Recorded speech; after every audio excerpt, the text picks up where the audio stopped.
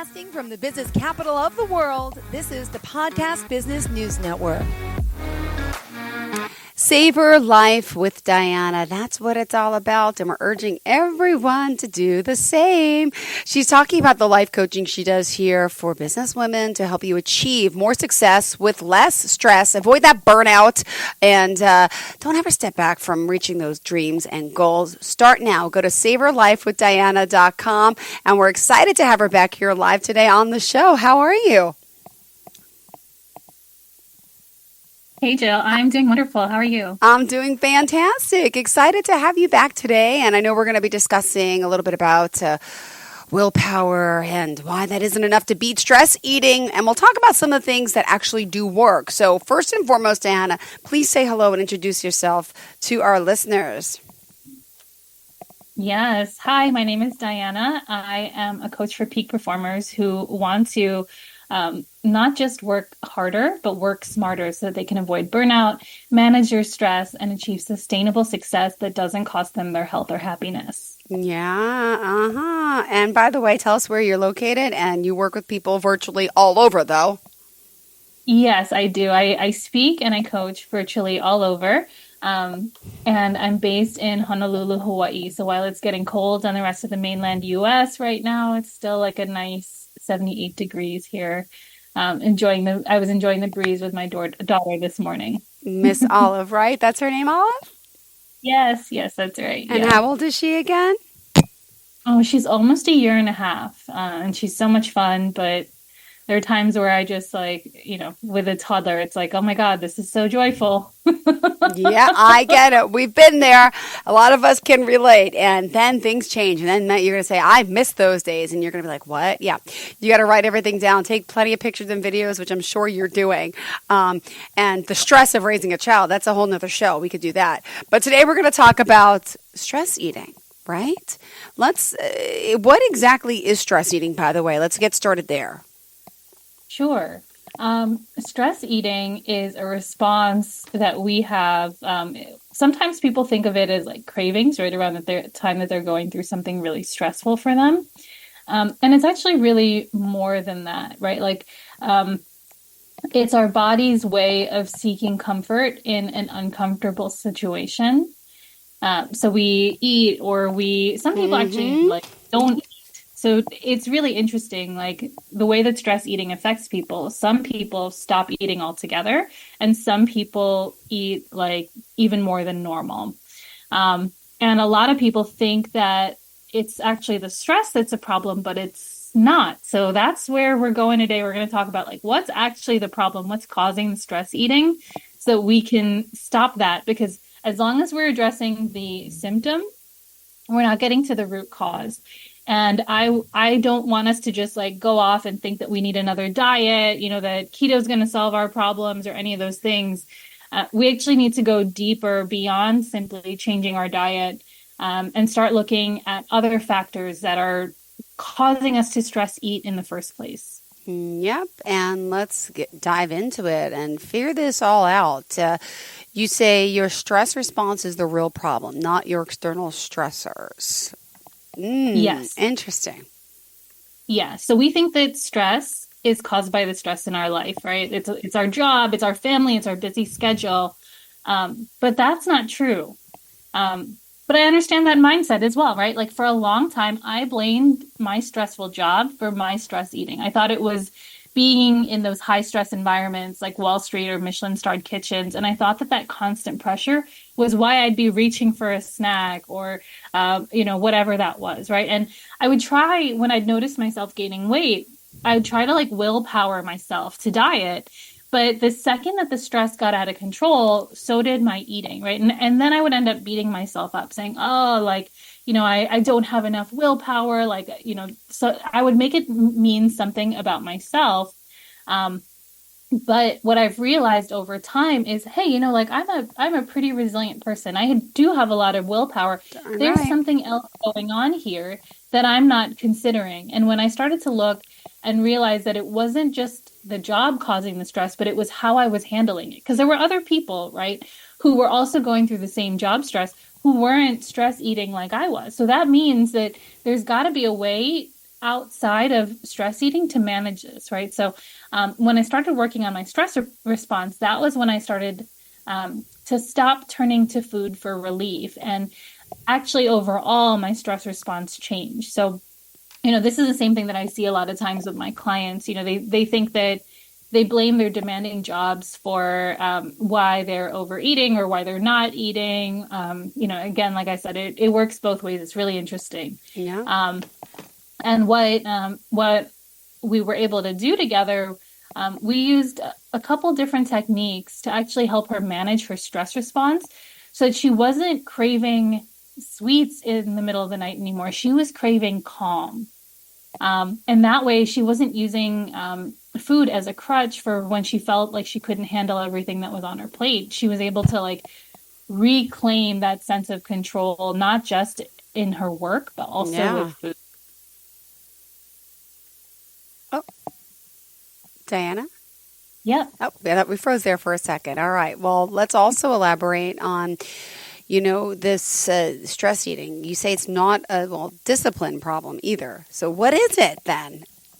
No, what it is it's our brain. So stress eating isn't caused by these external stressors. It's caused by our brain's survival response to stress. So what we want to do, instead of blaming ourselves, right, for stress eating, what we want to do is actually rewire our stress response so that we stop relying on food for comfort. And the thing about stress eating is that is some people's means of looking out for comfort, but other people's means of looking out for comfort is alcohol or shopping. There are all sorts of different ways that people respond to stress and different things that they do to relieve the stress. And what they're really craving in that moment is a sense of control, a sense of calm, right? And for some people, based on their life experience, maybe it was food that brought that to them. Maybe it was alcohol. Maybe it was some other form of drug. Maybe it was shopping. I even have friends and clients who their stress response when they feel that way is to go book a trip, right? So they have they're just avoiding the stress altogether by literally running away from it, flying away from it. So it's really not about waiting for life to calm down, because stress is a part of life, right? So when we are able instead to look at our response, right? What is going on in our brain that's actually causing us to behave this way? That's where we can begin to actually make meaningful change, where we can actually take control instead of just running on autopilot. Interesting. Why are we always on autopilot? Because it's efficient. Mm-hmm. So our brain, our brain right? trains ourselves, right? To be, yeah. But it's just think about it. Your brain it requires a lot of energy to run. And anything that it can do to be more efficient, to use less energy, it's going to do. So there are all sorts of ways that our brain runs programs or patterns in the background, because it's more efficient for it to do what it's always done versus for it to override that pattern and to create something else. So we blame it on ourselves and willpower, but let's talk about willpower for a second.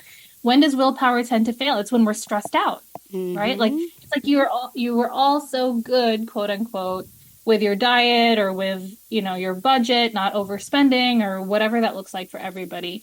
And then all of a sudden something stressful comes around and it's everything gets thrown out the window. So it's not the habit. It's not the behavior. It's the trigger. And it's the allowance, the way that we allow ourselves to get triggered by that instead of having a way to interrupt that pattern and create something else. So when we're thinking that it's willpower, right? We're selling ourselves short, because it's not a discipline issue. Stress eating is not a discipline issue.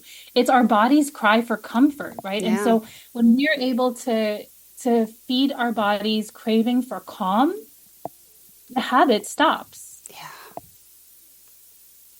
Well, we want that habit to stop. We want to get over this, but a lot of us do gain weight and do this stress eating. And that's what we're talking about today. And I'm hoping that You all will learn a lot from Diana. I know you will, because there's a lot more that goes behind what's happening with stress eating. And you mentioned it's also affecting more than just draining your body, right, from all the nutrients we need. It's really affecting us on the mental level and taking away from our energy. And, I'm sure you've worked with plenty of people who do this. There's got to be some guidance and tips. How do you stop? I mean, you got to recognize it first, right? Yeah. To stop is, like you said, it's first recognizing it, right? So now that we've talked about this pattern and we've talked about that it's not simply willpower, right? Or it's not simply something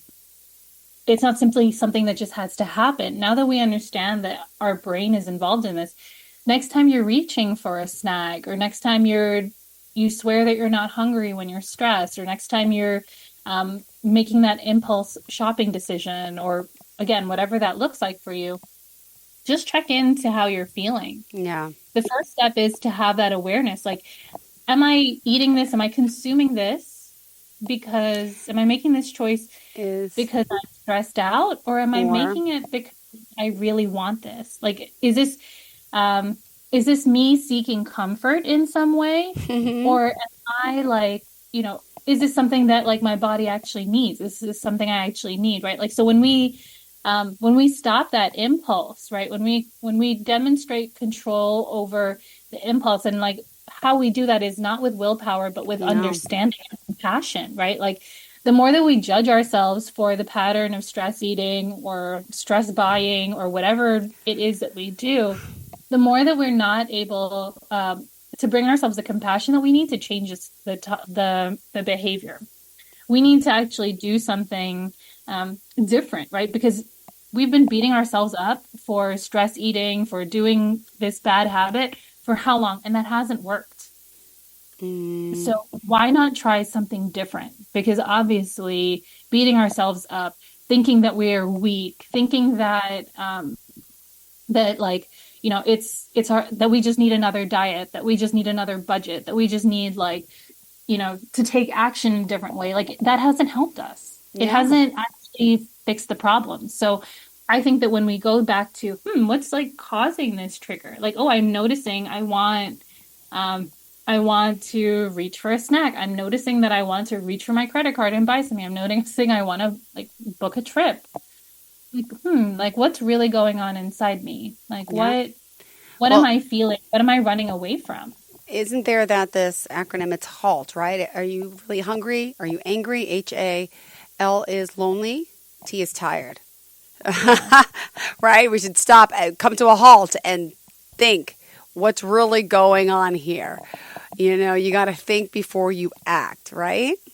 Yeah. Yes, exactly. And like, because that's where we begin to really look at the habit and think about like, is this, one of the things James Clear talks about in Atomic Habits is like, we all have habits, right? And rather than like blaming the habit or like, thinking that like the mechanism needs to change, let's look at like what it is that like is truly driving the mechanism, right? And is this mechanism, is this habit that I have, is this driving me in the direction that I want to go?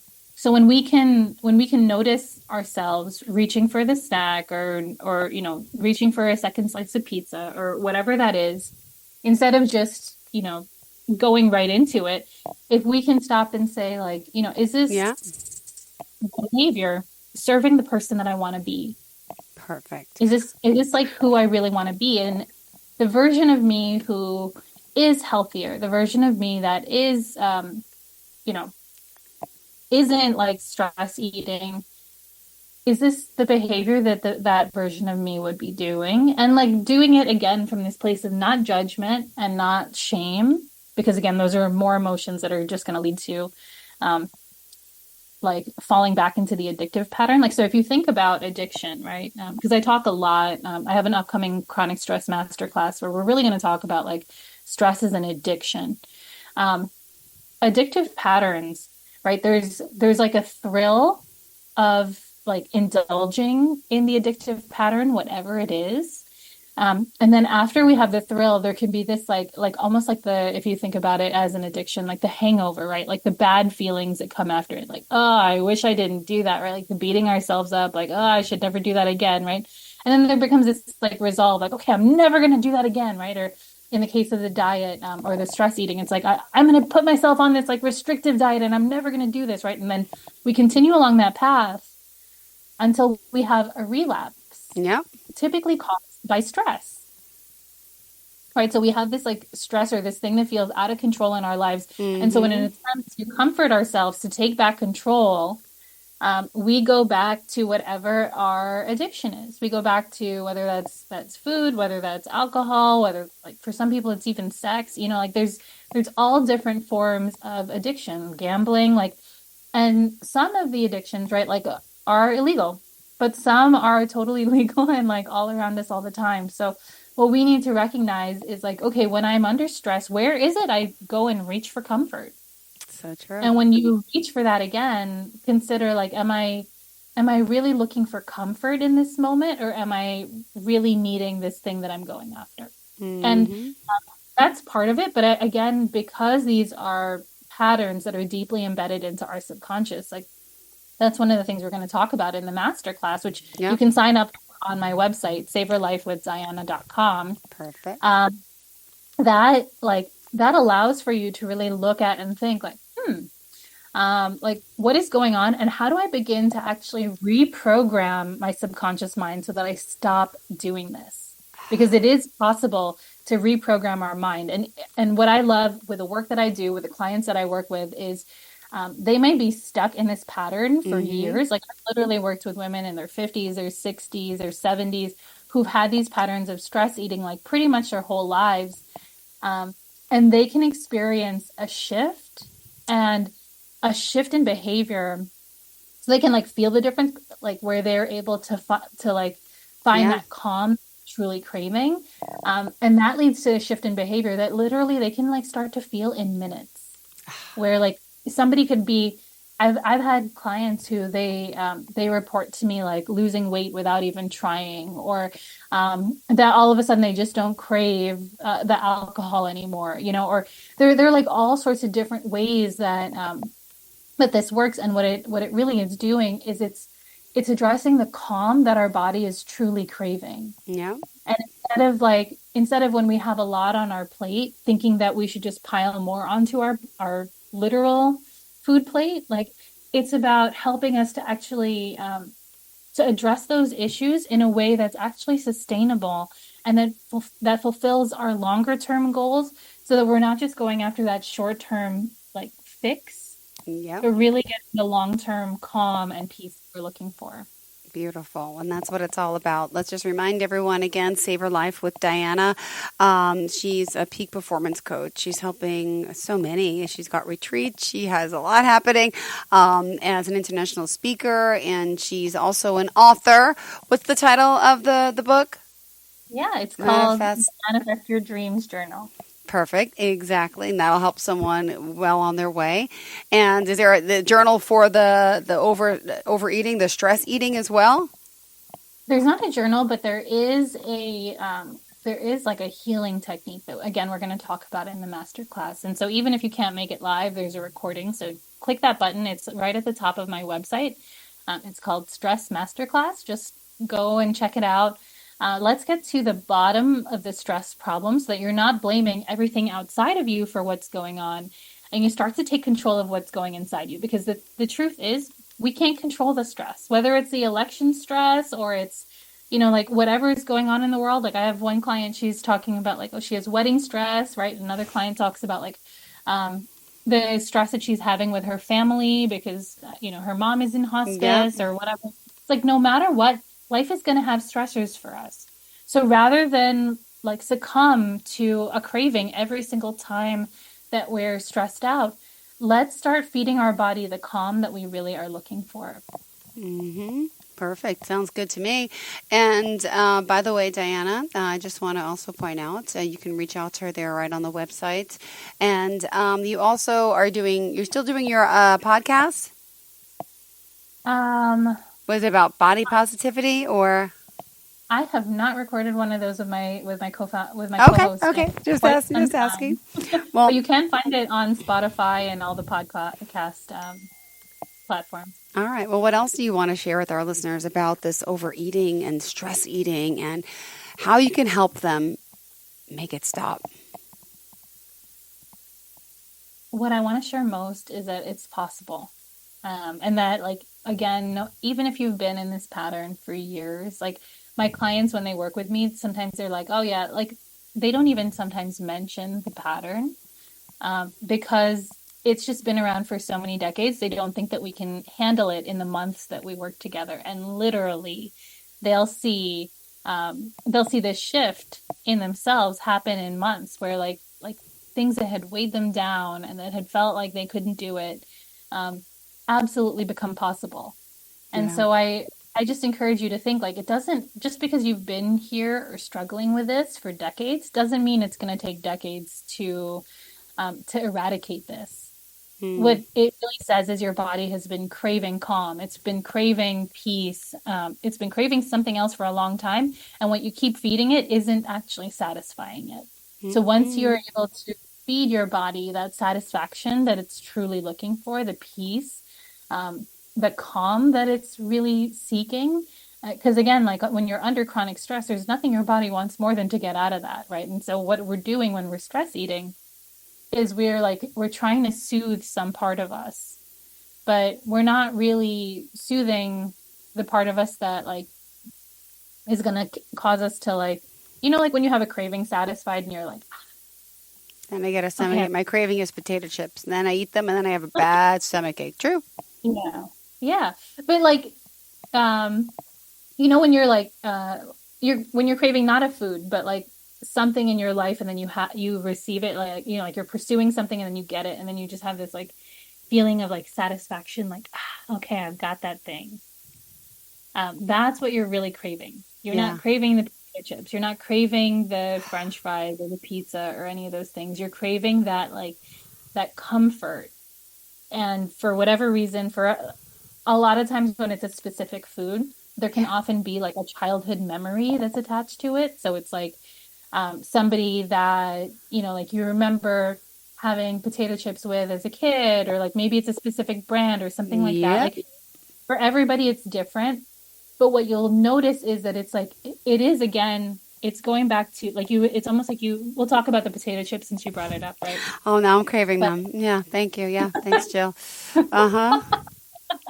so like with the potato chips, right? It's like you think that you're craving a potato chip, but probably in your mind there's an association with a potato chip of like a person or a memory, and like what you're really craving is that feeling that you had back then, right? And it's the same thing with an alcohol addiction, right? Like they often say that the way that somebody feels the first time that they have it, like they just require more and more alcohol every single time to try to get that feeling, right? And it's the same with the food. It's like you just crave more and more of it, but it doesn't actually like, and it takes more and more in order to feel the way that you wanted to feel. But if instead you could find a way to give yourself that feeling, the calm, the comfort, the security without the potato chip, the Hey. potato chip would like, would be something that you could enjoy in moderation the way that you really want to, versus like ending up with a tummy ache the next day.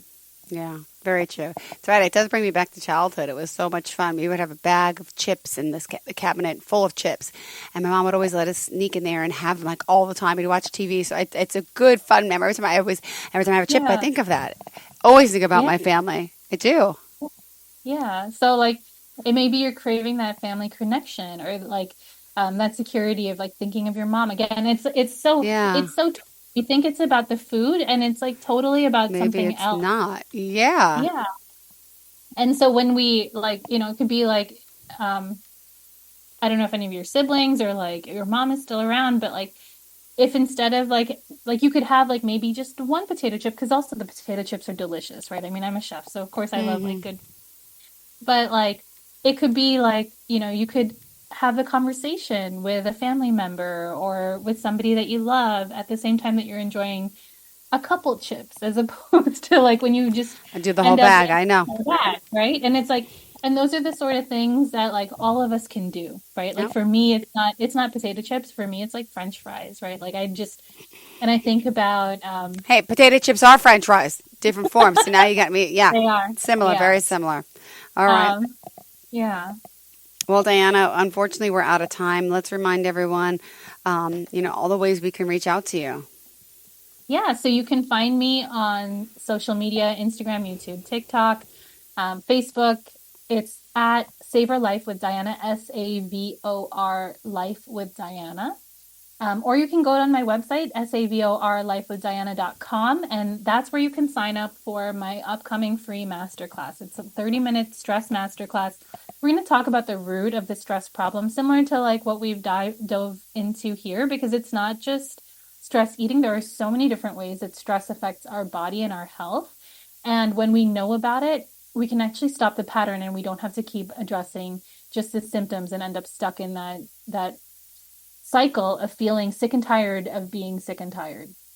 Thank you so much. We will reach out, and tired of being sick and tired. A lot of us are. Let's change that. Thank you, Diana. We appreciate your time here as always, and we'll chat again next week. Thank you. Thanks, Jill. All right. Have a good day. Send my regards to Olive. Have fun. Bye.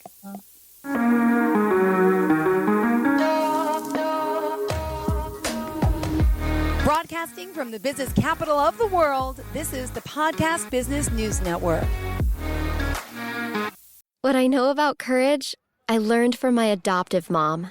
She said sometimes you just gotta hold on and know we'll get through this. Mom, we are so high up. Hold my hand. No, you hold my hand. Here we go. Learn about adopting a teen from foster care. You can't imagine the reward. Visit adoptuskids.org to find out more. I learned patience from my adoptive dad. All he had to say was, "Hey, you got this. Just breathe." Hey, we're pretty good. yeah, Might have to start a band. I got it. Learn about adopting a teen from foster care. You can't imagine the reward. Visit adoptuskids.org to find out more. This message is brought to you by Adopt US Kids, the U.S. Department of Health and Human Services, and the Ad Council.